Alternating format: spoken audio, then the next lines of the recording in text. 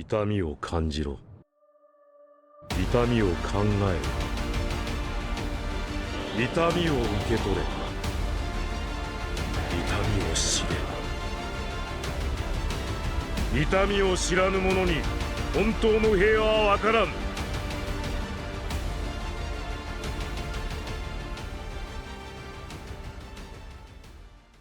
Wesh, canapé, ça se pro, c'est oui, je fais des petits tests niveau DA, si ça vous plaît. Bref, une vidéo sur les embouts, bah, je vous la devais depuis quand même 3 ans. Je vous l'offre enfin, il était temps. Et parce que vous avez été aussi patient, je vais vous raconter ma vie. Quand j'ai commencé Naruto, les embouts étaient le groupe qui me hypait le plus. Je veux dire, tu découvres un gars qui one-shot Zabuza dans le plus grand des calmes, qui est potentiellement plus fort que Kakashi, qui a un flow de zinzin de l'espace, bah il m'en fallait pas plus. Et quand on découvre ceux de Konoha, oh bordel, regardez juste leur flow, c'est pas normal comment ils sont incroyables. Les embouts partaient donc avec une sacrée longueur d'avance pour moi, et puis il y a eu ce qu'on appelle un retour à la réalité.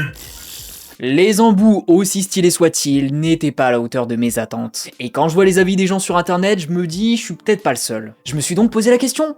Pourquoi ça a pas marché? Pourquoi des ninjas aussi stylés, avec un véritable intérêt et qui portent sur leurs épaules un concept trop intéressant, n'ont pas su trouver leur place dans le manga? Et je pense avoir trouvé un petit peu les raisons. Ça m'a un petit peu réconcilié avec eux, même si je trouve ça dommage sur quand même pas mal d'aspects. Mais on y reviendra. Bref, aujourd'hui au programme, on va analyser le concept d'embout et voir comment ils sont passés de véritables légendes à véritables déceptions. Pour faire une analogie gastronomique, nous nous attendions à des croissants tout beau tout chaud, nous avons reçu des biscuits à 1€ le kilo. Non, sans déconner, ma mère m'en a fait bouffer de ses merdes quand j'étais gauche, je pensais vraiment que c'était du plâtre. Et puisque j'entends tous mes frères pauvres se remémorer de ces monstruosités, on va pouvoir commencer.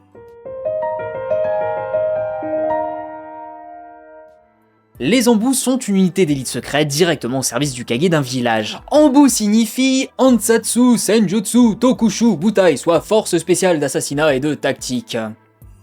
Ouais.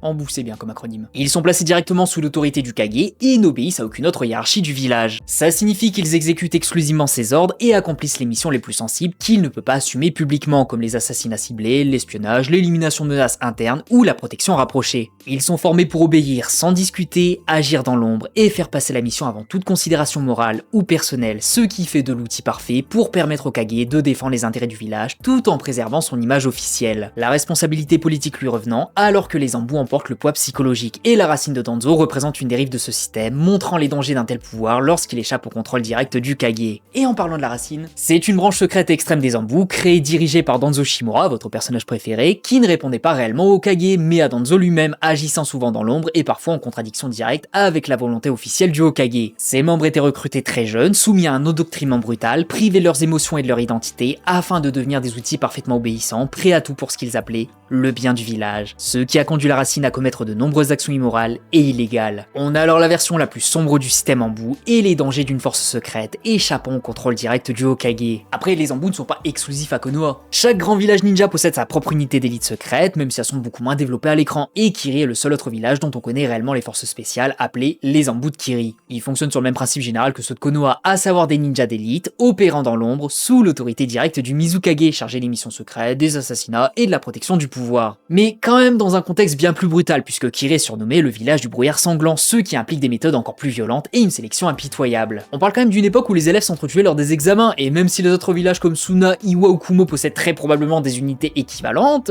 Kishimoto il les a jamais réellement détaillées, faisant de Kiri le seul exemple concret d'Embu hors de Konoha dans le manga. Voilà, ça c'était pour présenter un petit peu ce que sont les embous et ce qu'ils représentent. Ce sont des ninjas extrêmement intéressants et qui sont reliés à des concepts qui sont trop cool, comme la racine par exemple. Donc, à quel moment ça a merdé? Eh bien on va voir ça tout de suite.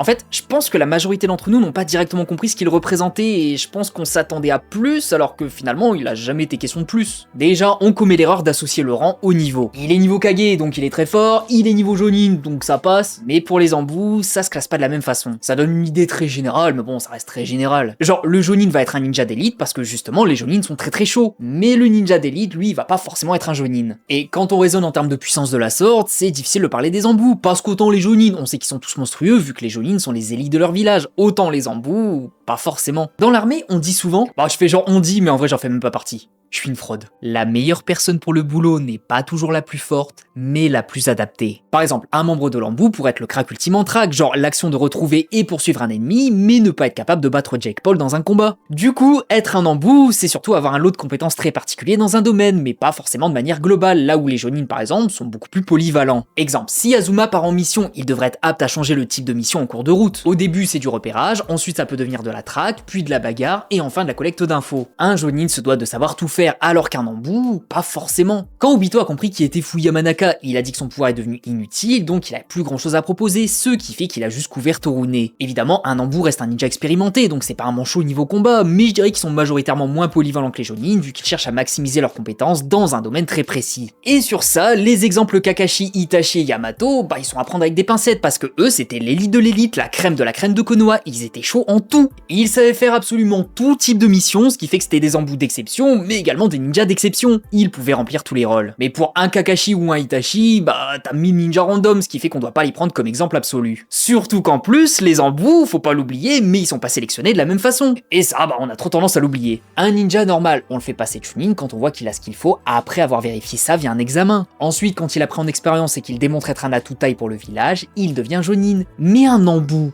tout ça, il s'en fout. Un embout est sélectionné pour ses capacités, mais également pour son mental. Encore une fois, on ne cherche pas le meilleur, on cherche le plus adapté. Exemple, Haku est un ninja hautement plus qualifié que Naruto pour devenir un embout, alors que Naruto est quand même beaucoup plus polyvalent que lui. Il faut accepter d'être un outil et renier ses propres émotions, chose qu'Haku fait sans problème, et chose que Naruto ne pourrait même pas envisager. Mais je pense que vous avez capté à force. Donc ouais, selon moi, l'un des gros problèmes des embouts, c'est qu'on a trop tendance à les analyser comme des ninjas de base, de se dire, ce sont des ninjas spéciaux, donc ils vont avoir une importance supérieure. Sauf que non. Et techniquement, ça colle plutôt bien au thème, ils sont très compétents, mais agissent dans l'ombre, ce qui fait qu'ils ne connaîtront jamais la gloire des réussites. Mais soit. Ça, je pense, c'était une erreur de notre part. Ceci dit, nous ne sommes pas les seuls responsables de cette mauvaise vision sur eux, Je pense que Kishimoto a quand même une certaine responsabilité. Parce que les embouts sont trop souvent victimes du Worth Effect. Le Worth Effect désigne le fait de faire perdre, souvent violemment, un personnage réputé très fort, afin de montrer immédiatement que le nouvel adversaire est une menace majeure. Genre, quand tu vois que Berserker était le servant le plus puissant et qu'il faudrait l'alliance de tous les autres servants pour espérer le vaincre, et que Gilgamesh arrive et lui nique sa mère les mains dans les poches,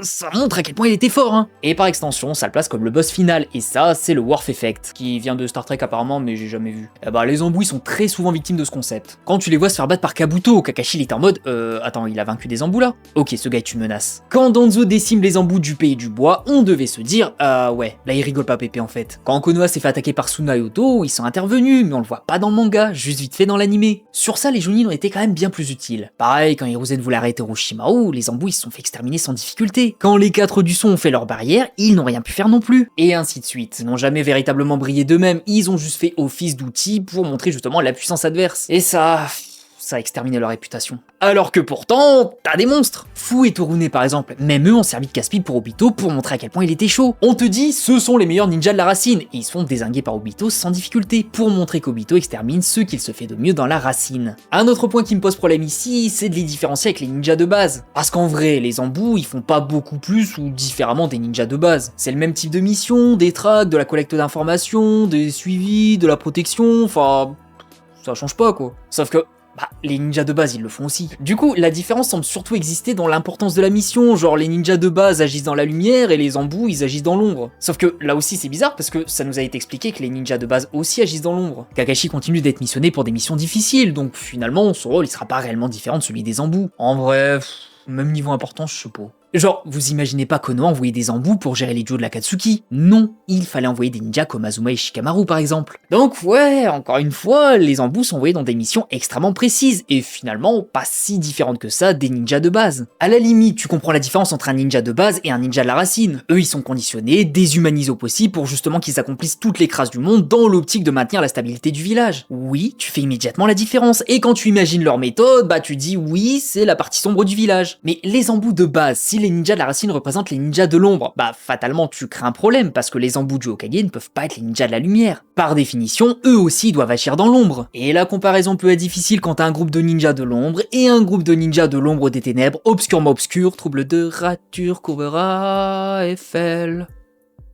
J'adore ce jeu. Genre, d'un côté t'as Freezer et de l'autre t'as Dodoria. Oui, Dodoria c'est un méchant, mais à côté de Freezer, c'est un enfant de cœur. Bah là c'est pareil. T'as les embouts d'un côté et la racine de l'autre, et ce que devaient être les embouts, bah c'est la racine qui l'a récupéré, ce qui fait que les premiers, bah ils ont plus vraiment d'intérêt. Même sur le domaine des émotions d'ailleurs. On te dit que les ninjas doivent restreindre leurs émotions, et dans l'arc Zabuza, on nuance la chose en se disant que non, finalement, les ninjas restent humains. Les embouts ils auraient pu récupérer ce concept et faire en sorte que ce soit eux les ninjas sans émotion. Mais non, Yugao était triste de perdre son mec et était en mode « je vais te venger mon gars ». Alors que Kakashi enfant était en mode « Rin est parti ?» Balek, elle a rempli son rôle. Et les embouts, bah voilà quoi. Surtout que comme j'ai dit juste avant, dans la racine, t'as cette déshumanisation, cette répression des émotions qui font d'eux des machines, des outils au service de leur village. Les embouts, encore une fois en comparaison, bah ils ont pas ça. Et du coup, c'est quoi la différence de caractère entre un ninja de base et un ninja de l'embout? Bah y en a pas. En fait, je crois que le problème des embouts, c'est la racine. Parce que la racine représente parfaitement l'idée d'une unité qui agit dans l'ombre et dont les méthodes sont un peu extrêmes. T'as les ninjas de base qui remplissent des missions en haut et qui agissent selon leur code moral. Et t'as les ninjas en bas qui ne sont plus humains, qui sont de véritables outils voués corps et âme à la protection de leur village, quitte à utiliser des méthodes les plus horribles de l'humanité pour y parvenir. Ça, c'est un combo parfait. Mais selon moi, Kishimoto n'a pas réussi à vraiment donner un véritable intérêt aux embouts qui se différencieraient des ninjas de base et des ninjas de la racine. Du coup, voilà, si on se dit la vérité sur les embouts, je pense qu'on s'attendait quand même à beaucoup plus et nos attentes, elles étaient peut-être un petit peu trop élevées. Les embouts ont été créés pour donner cette impression de partie sombre du village et faire la différence entre les ninjas qui agissent dans la lumière avec leur code moral et ceux qui agissent dans l'ombre sans aucune race. Mais avec le temps et avec l'arrivée d'ennemis toujours plus forts, il fallait les mettre en avant, montrer qu'ils sont dangereux et les embouts leur ont servi de punching ball pour justement qu'on comprenne à quel point la menace est sérieuse. Et avec la création ultérieure de la racine qui n'était sûrement pas prévue à la base, les embouts sont vus dépossédés de tout ce qu'ils avaient. Ce ne sont plus les ninjas sans émotion qui agissaient dans l'ombre, ça c'est devenu le rôle de la racine. Et les embouts sont juste devenus des ninjas qui agissent sous les ordres du Hokage.